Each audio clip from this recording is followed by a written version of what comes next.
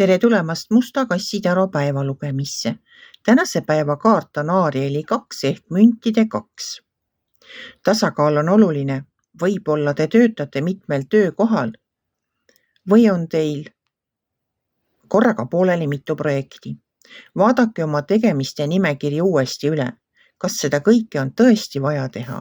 Stressiga toimetulekuks on vaja välja mõelda viise, kuidas oma olukorda lõbusamaks muuta. Vaadake elule mängulisest küljest. Müntide 2 minu jaoks on alati tähendanud tasakaalu leidmist töö ja puhkeaja vahel.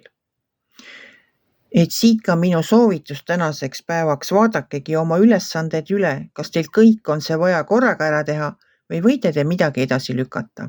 Kaart ise ütleb nii, tähtis on tasakaal, mitme töö või projekti kallal korraga töötamine, töö nauditavaks muutmine.